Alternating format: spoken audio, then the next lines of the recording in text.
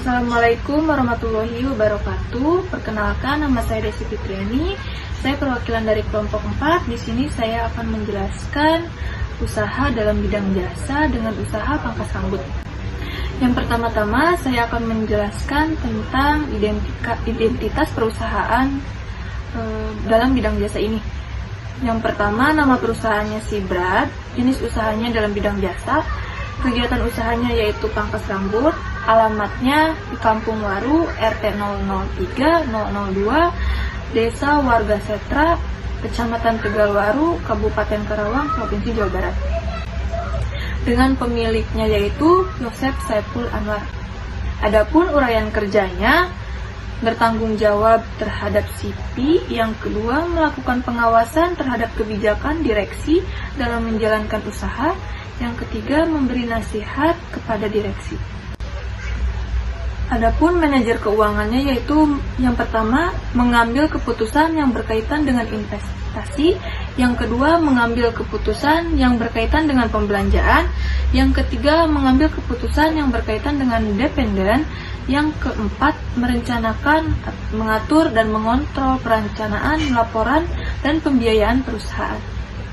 Yang kelima ada merencanakan, mengatur dan mengontrol arus kas. Yang keenam, merencanakan, mengatur, dan mengontrol anggaran perusahaan. Dan yang terakhir, merencanakan, mengatur, dan mengontrol memaksimalkan nilai perusahaan. Adapun dalam bidang jasa, yang pertama pasar sasaran. Pasar sasaran yang dituju oleh bisnis mebel ini adalah pria dari anak-anak hingga dewasa. Yang kedua ada segmentasi pasar. Segmentasi pasar ini terdiri dari 6 bagian. Yang pertama ada segi geografi, yaitu target konsumen yang diarahkan adalah masyarakat yang tinggal di daerah perkotaan Karawang, khususnya di Tegalwaru tersebut.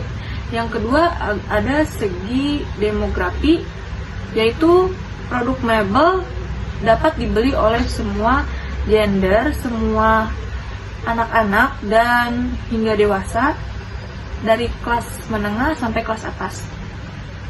Yang ketiga, segi psikologis. Segi psikologis ini yaitu Sibrat membuat produk yang disesuaikan dengan kebutuhan dan keinginan konsumen. Ada segi perilaku, yaitu sesuai dengan perilaku masyarakat yang akan terus berubah mengikuti zaman. Sibrat ini akan terus melakukan inovasi, produk menyesuaikan dengan keinginan konsumen yang akan terus diubah-ubah. Adapun potensi pasar yang diraih oleh Sibrat ini melakukan berbagai macam promosi dan analisis perilaku konsumen ini untuk mendapatkan konsumen tetap dan dapat memuaskan konsumen. Lalu ada posisi pasar. Berdasarkan tingkat kualitas, Sibrat berada dalam tingkat produk kelas menengah. Harga yang ditawar pun terjangkau karena menyesuaikan dengan pemilihan konsumen. Lalu ada pesaing. Di dalam dunia bisnis, adanya pesaing bukan lagi menjadi hal yang harus dihindari lagi. Dewasa ini, keberadaannya pesaing justru menimbul motivasi tersendiri bagi penjalanan bisnis ini.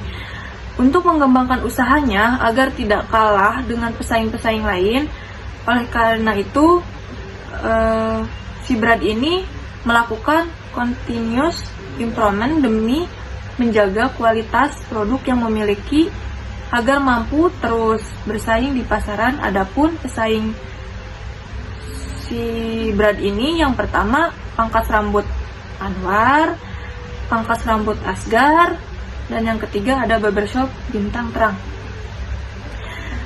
Adapun yang terakhir strategi bauran pemasaran. Yang pertama lokasi. Sibrat memilih melakukan pemilihan tempat di Tegalwaru yang ramai pengunjung. Adapun harganya sekitaran dari cukur kumis itu 5.000, anak-anak 10.000, dewasa 15.000. Dalam promosi, Sibrat ini melakukan promosi dengan cara pemasaran interaktif, menggunakan iklan, menggunakan Facebook, menggunakan Instagram, lalu pemasaran dari mulut ke mulut. Sibrat ini melakukan pemasaran melalui mouth to mouth atau mulut ke mulut. Adapun Dalam bidang jasa ini, pangkas rambut ini menggunakan peralatan. Yang pertama ada gunting rambut, yang kedua ada mesin alat cukur, yang ketiga ada kuas untuk pembersih, terus ada bedak, ada kaca besar, ada sisir, ada kain, dan ada silet. Prosesnya yang pertama, lepaskan penutup pada alat cukur, pasangkan kain pada badan pelanggan, basahi semprot pakai air, mulai mencukur bagian pinggir terlebih dahulu, lalu potong rambut bagian atas dan kaki. Dan ada aspek finansial. Aspek finansial ini dalam bidang jasa tidak mencantumkan aspek finansial dikarenakan dalam bidang industri ini tidak sembarangan orang tahu aspek keuangan, aspek pembukuan, termasuk dalam bidang jasa ini. Jadi kesimpulannya dalam aspek bidang jasa ini berbeda-beda informasi. Dalam ketiga aspek tersebut sudah termasuk dalam kategori perusahaan yang layak untuk dijalankan. Perusahaan ini sudah memiliki legalitas hukum yang sah dan sesuai dengan peraturan. Sekian dari saya, mohon maaf bila ada kesalahan kata dan ucapan.